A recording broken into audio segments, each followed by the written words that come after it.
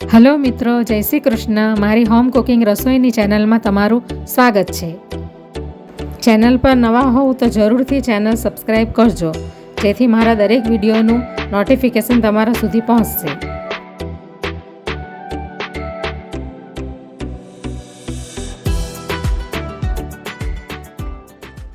તો આજે જુવારના લોટમાંથી હું પિઝાની રેસીપી બનાવવાની છું, નાના બાળકોના માટે, લંચ બોક્સ માટે. તો એના માટે મેં આ વાટકી ભરીને 1.5 વાટકી જેટલો જુવારનો લોટ લઈ લીધો છે.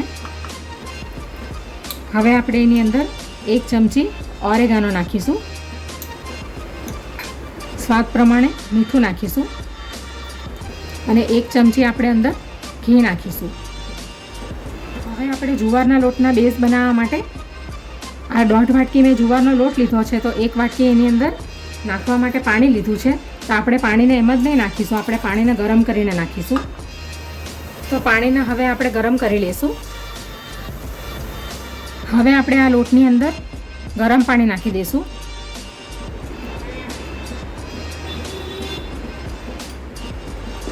મિક્સ કરી લઈશું.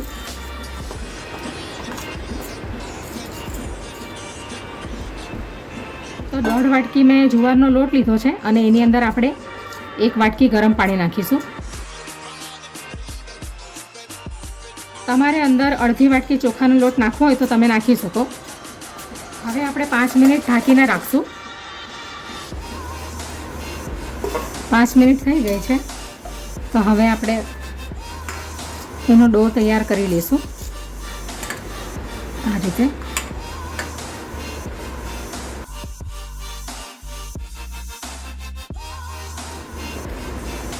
તો આવી રીતે એનો બરાબર મસળીને આપણે એનો ડો તૈયાર કરી લઈશું.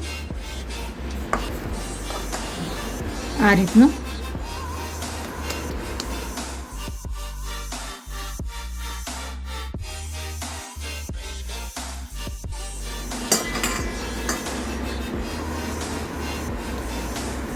હવે આપણે એને 2 ભાગમાં કરી લઈશું.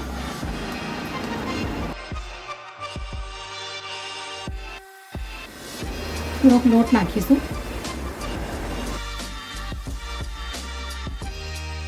હવે આપણે વેલણથી રોટલા ટાઈપ એને વણી લઈશું. બહુ એકદમ પાતળું નથી વણવાનું.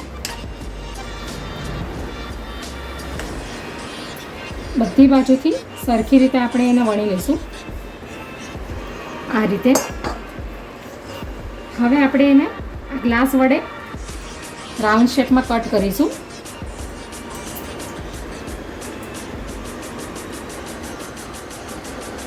આ રીતે આપણે કટ કરી લઈશું.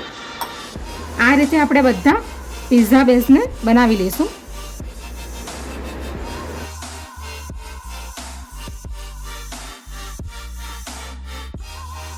આપણે આવી રીતે પિઝા બેઝને આપણે બનાવીને એની અંદર આપણે ફોર્કની મદદથી આવી રીતે હોલ કરી લઈશું, એટલે રોટલાની જેમ ફૂલશે નહીં. તમે જ્યારે રોટલાને વણો ત્યારે જ તમારે આવી રીતે આ પ્રોસેસ કરી લેવાની, આ હોલ પાડવાની. તો એકદમ તમને સહેલાઈથી તમે પાડી શકશો.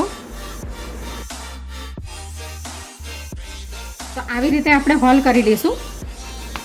તો આ રીતે આપણે બધા જુવારના લોટના પિઝા બેઝ તૈયાર કરી લઈશું. તો હવે આપણે આગળની પ્રોસેસ કરીએ. હવે આપણે આ પિઝા બેઝને આપણે શેકી લઈશું મીડિયમ ટુ સ્લો ફ્લેમ પર.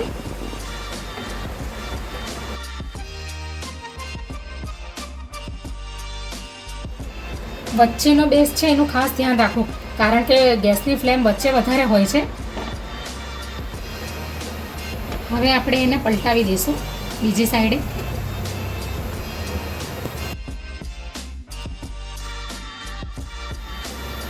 તો આ રીતે આપણે સ્લો ફ્લેમ પર રાખીશું. આપણે તો બહુ વાર લાગશે, બહુ ટાઈમ જશે, એટલે આપણે સ્લો ફ્લેમથી થોડીક વધારે ફ્લેમ રાખીને આપણે આવી રીતે શેકી લેવાના છે બધા પિઝા બેઝને. સ્લોથી વધારે ગેસની ફ્લેમ રાખવાની છે. હવે આપણે એને ફરીથી પલટાવી દઈશું.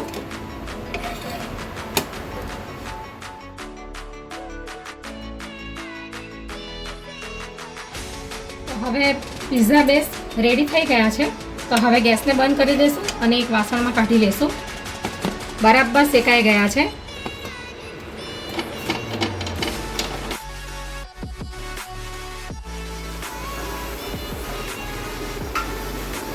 હવે આપણે પિઝા રેડી કરી લેશું. તો આપણે આ પિઝા સોસ ઉપર ફેલાવી દઈશું, આવી રીતે સ્પ્રેડ કરી લેશું.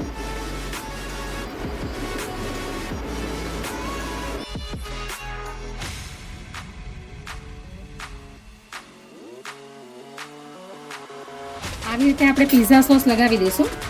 હવે આપણે આ મોઝરેલા ચીઝ નાખીશું.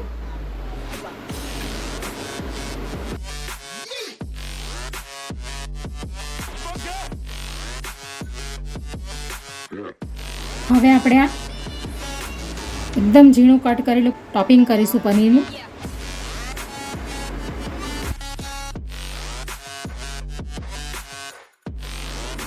બબ્બે 3 ટુકડા તમારે જે રીતે તમને ફાવે એ રીતે મૂકી દેવાના. હવે આપણે ગ્રીન કેપ્સિકમ મૂકીશું, યેલો કેપ્સિકમ મૂકીશું, એક ટામેટાનો નાનો ટુકડો મૂકીશું, 1 થી 2 મકાઈના દાણા મૂકીશું. આવી રીતે આપણે ઉપર ટોપિંગ કરી લેવાનું.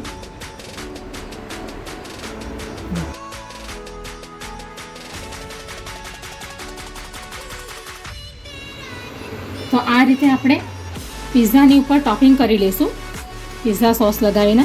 હવે આપણે એને નોનસ્ટિક પેનમાં આ રીતે સ્લો ફ્લેમ પર શેકી લઈશું.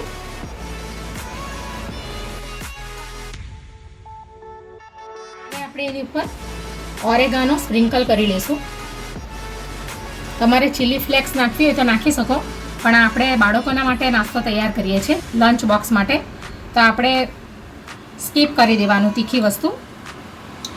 હવે આપણે થોડુંક પાણીને આવી રીતે છંટકાવ કરી લઈશું એટલે મોઇસ્ચર થોડુંક અંદર બની રહે. હવે આપણે એને કવર કરી લઈશું. હવે આપણે એને 3 થી 4 મિનિટ સુધી કૂક થવા દઈશું સ્લો ફ્લેમ પર. અને આ હોલને આપણે આવી રીતે ટીશ્યુ પેપરથી બંધ કરી દઈશું. તો આવી જ રીતે આપણે બાકીના પિઝા બેઝને પણ રેડી કરી લઈશું આ જ રીતે, આ જ પ્રોસેસથી. તો હવે 2 થી 3 મિનિટ થઈ ગઈ છે, તો પિઝા રેડી થઈ ગયા છે. હવે આપણે એને કાઢી લઈશું એક ડીશમાં.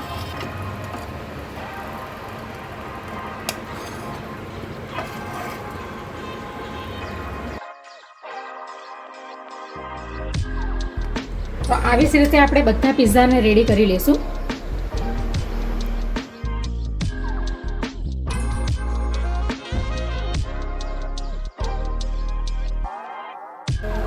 તો હવે આ પિઝા પણ રેડી થઈ ગયા છે.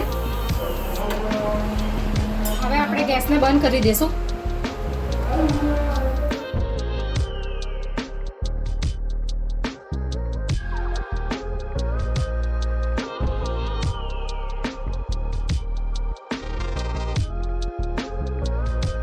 તો તૈયાર છે જુવારના લોટના બનેલા મિની પિઝા. ખૂબ જ હેલ્ધી અને એકદમ ટેસ્ટી હોય છે. તો જરૂરથી બાળકોને બનાવીને લંચ બોક્સમાં તમે આપી શકો. તો તૈયાર છે હેલ્ધી અને પૌષ્ટિક પિઝા.